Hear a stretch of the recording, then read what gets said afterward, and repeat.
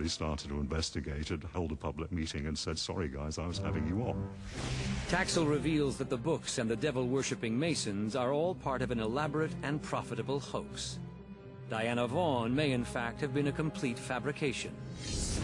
More than a century later, conspiracy theorists still quote Leo Taxel as proof that the Masons are an evil cult of Lucifer. Books that tell the truth don't sell. Conspiracy theory writers make millions, and it's been going on for a long time. So the circle remains unbroken. The accusations fail to destroy the Masonic movement, and the Masonic movement is unable to stop the flood of accusations. There has been this long tradition of Freemasonry being involved in conspiracy theory, and not a lot has been done until relatively recently to try and show the other side. Most of the time, the Masons are believed and the world moves on. But then comes a case like God's banker, Roberto Calvi.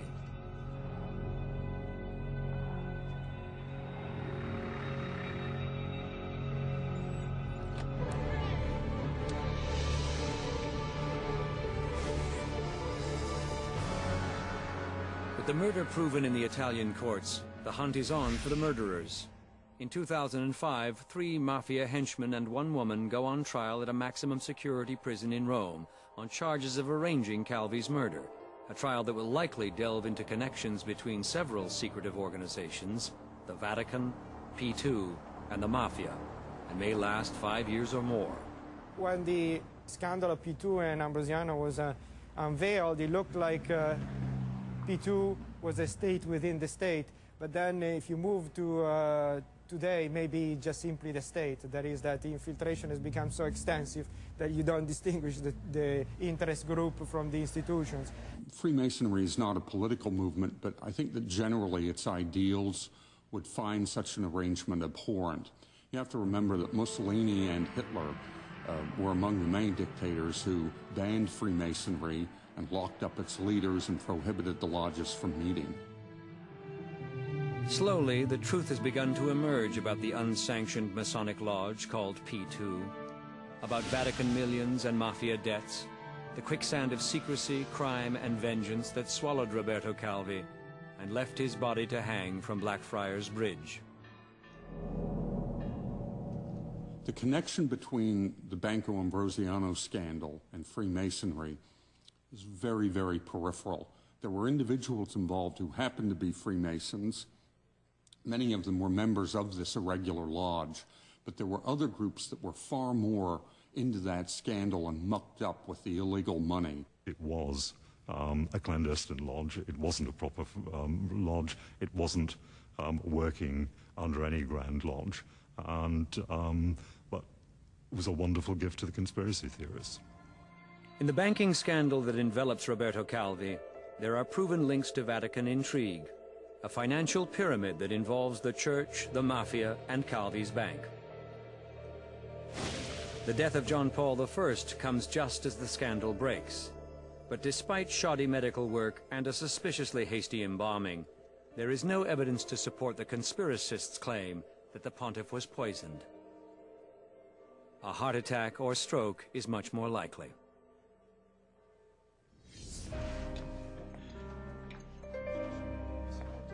When a group of London gentlemen gathered at a pub called the Goose and Gridiron in 1717 and established the modern Freemasonic movement, their intention was to build a new sort of temple, a place where men of intelligence and leisure could explore the meaning of life without the burden of religion.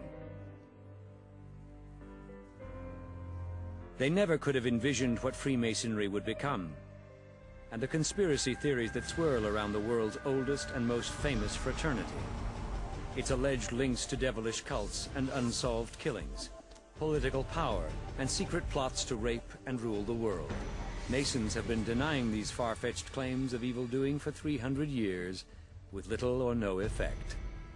One problem for Freemasonry is that given it's a secret society, then of course you're searching for clues about the true nature of that society. We hadn't denied anything in the past, and we hadn't engaged with the media, and it became a sort of knee-jerk reaction that if something went wrong, oh, it'll be the Freemasons behind it.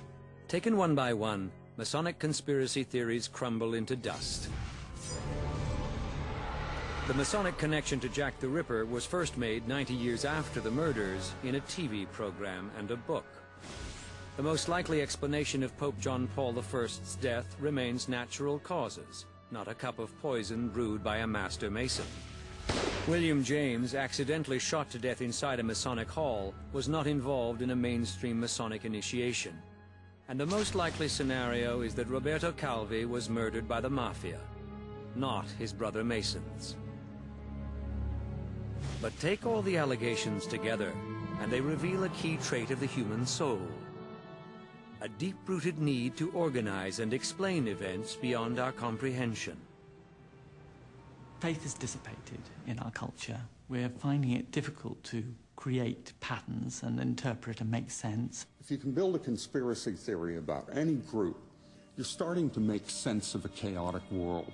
You're coming up with reasons for why things that ordinarily wouldn't make sense, all of a sudden they do. And they do because there's an invisible, hidden hand that's secretly operating everything. And that has a certain psychological appeal, even if it's not true. Freemasonry should be far more open about its purposes and its objectives, because if it doesn't, it's not going to be able to continue with its teaching, and its teachings are worth continuing. Freemasonry's ideals of morality and self-discipline are undeniably virtuous, and through its quest for self-knowledge, the Brotherhood seeks to make good men better. While conspiracy theories of the most dastardly kind have not been proven, it is fair to wonder if in some cases Masonry has not also helped to make some bad men worse.